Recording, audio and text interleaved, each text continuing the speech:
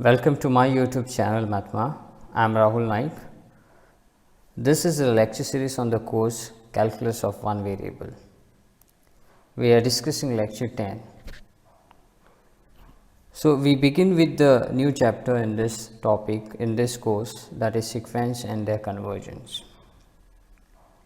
Now that the foundations of the real number system have been laid, we are prepared to pursue questions of a more analytic nature, and we will begin with this study of sequences and their convergence. So, it is observed by the mathematicians that students who master this chapter will begin to appreciate analysis and the way the proofs are considered. So, we are expecting to have some rigorous theorems and proof in this chapter. So, to start off with, we see the definition of sequence. Before getting into the mathematical form of the definition of sequence, we first see what it would mean for a common person. Now, the term sequence is used basically when we enumerate the list of objects. Suppose we have certain list of objects, we consider the first, by certain property or by certain rule, we consider the first element, the second element, the third element, and it goes on. So, same thing if I extend it for the finite natural number like first, second, third, fourth, and this list is an unending, and here the repetition of objects are allowed, then this would simply the term sequence we considered in the mathematics, and this whole structure we put it in the form of very common term in mathematics, that is called as the function. So, now the idea is clear. So, for each natural number we assign an objects. Now, since we are talking about a system of real number, this sequence which we will be discussing will also be in a sequence in a real number. So, the objects which I am talking about is nothing but the real number. So, for each natural number, for example, n equal to 1, we have say certain real number. For n equal to 2, again we have some unique real number, and this goes on, right. So, we put this form into the function. So, we can consider it as a function from a set of natural number to some subset of real number, and that is how we in mathematics, that is how we make the definition concrete using certain mathematical terms.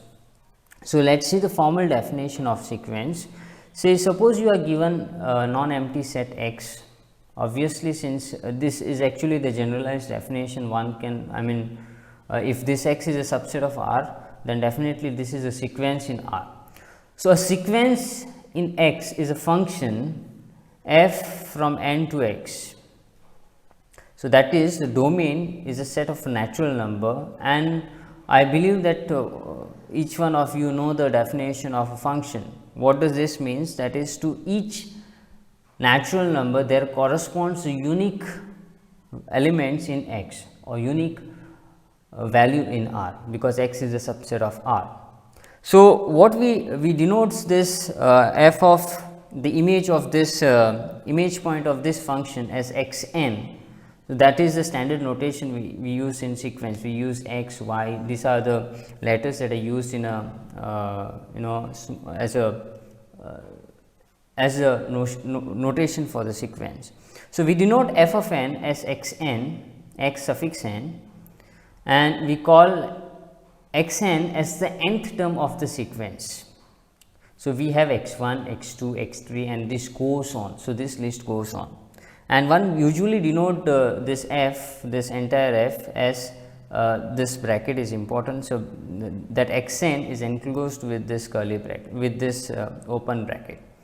Or in a simple way, it can be also denoted in this way, infinite tuples. Again, we consider, don't put this as a curly bracket, because if you put this as a curly bracket, then this would mean a set. So, this is different from set.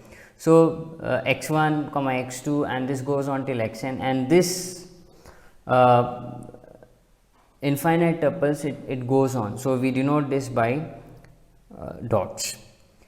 So, basically geometrically what this would mean is that we would draw the geometric picture. So, we have a set of natural number and we have say certain set x subset of R, and this natural number is an unending natural number. So, we have this. So, this is 1, 2, 3, 4, 5, 6, 7 and this goes on.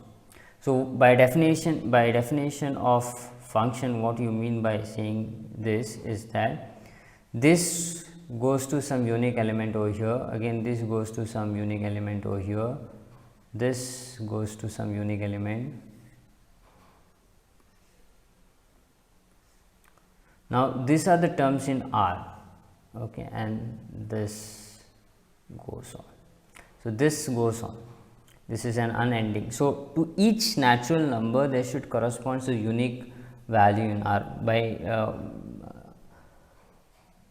unique in the sense that this 1, if it is assigned to one natural number, it cannot be assigned to any other real value. So, that is the definition of function.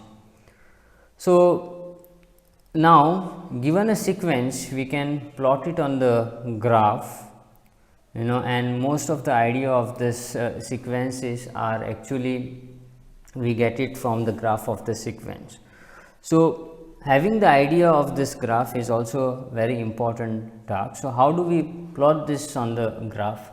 So, suppose we have sequence x n, then this set, that is a set of ordered pair k comma x k, where k is in a n, this is a subset of R 2, right, the Cartesian product R cross R, and so it can be drawn on R 2 plane.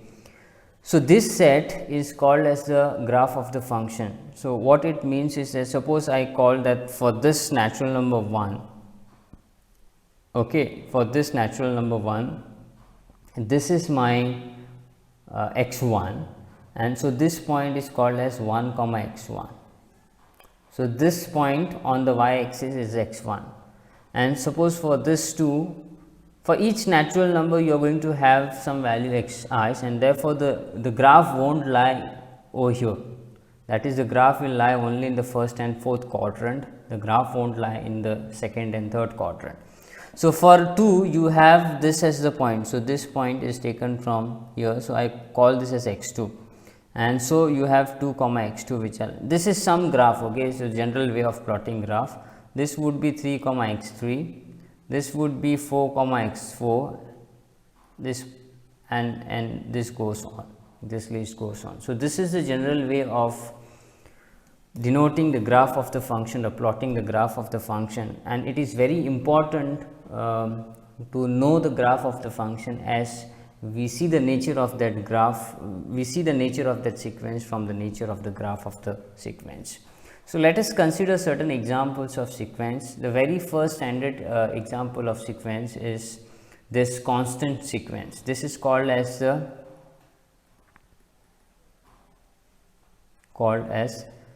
constant sequence,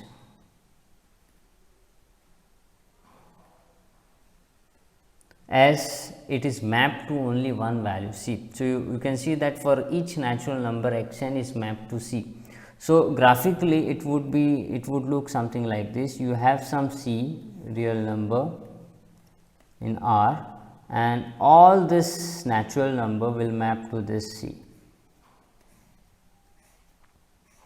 And so, if we plot the graph of this sequence, and if I see the sequence as an infinite tuples, it is going to look like this. X n can be explicitly written as the first term x 1 is going to be C, the second term x 2 is also a C, third term C, and this goes on, even the nth term will be C, and this goes on. Okay. So, graphically this would be same as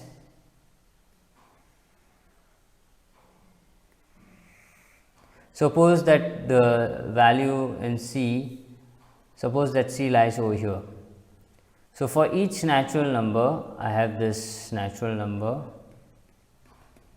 For each natural number, and this goes on. For each natural number, its image lies on this point C.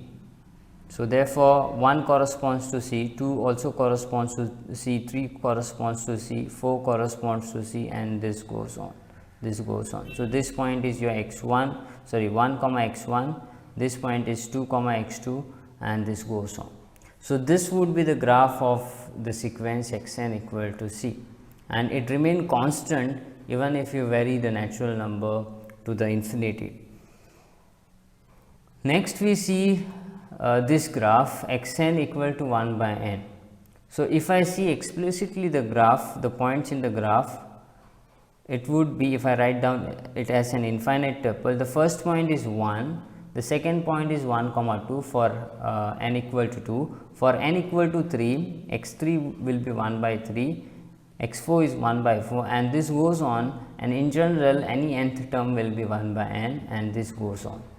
So, you can see that the value of this graph goes on decreasing. So, first we have 1, then it gradually decreases to half, and then it decreases to 1 by 3, 1 by 4, and it goes on. But this will never be equal to 0, although it is approaching 0. So, we if we plot the graph of this sequence on a graph, we have like this. Say suppose this is the 1, 2, 3, okay, 3, 4, 5, 6, 7, 8, and this goes on. Okay, and suppose I consider this point as 1. So, the first for n equal to 1, it is associated to x 1. So, this is the point 1 comma x1 or 1 comma 1. Then x2 is half of this. So, suppose this is half, then this is the point, this is the point 2 comma half or 2 comma x2. Then for 3, you can see that 1 by 3 will lie somewhere here, and so we get this as the point. And for 4, 1 by 4 again will lie somewhere here, and so we will get this as the point. For 1 by 5, again it will be smaller than this, and it will lie somewhere here. 1 by 6 also it will lie somewhere here, and this goes on. This is very closer to 0, but it will never become 0. So, that is a graph of this function. Again, this is a very important graph, a very important example of a sequence.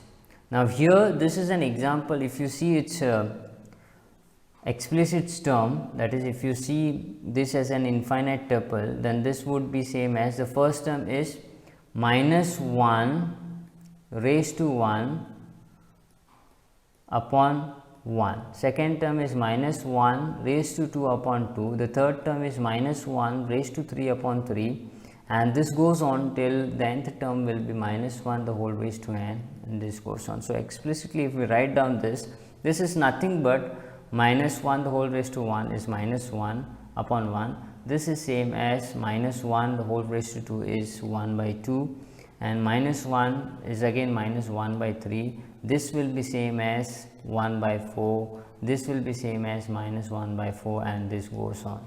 So, you get the natural way, you get the general way of producing this sequence.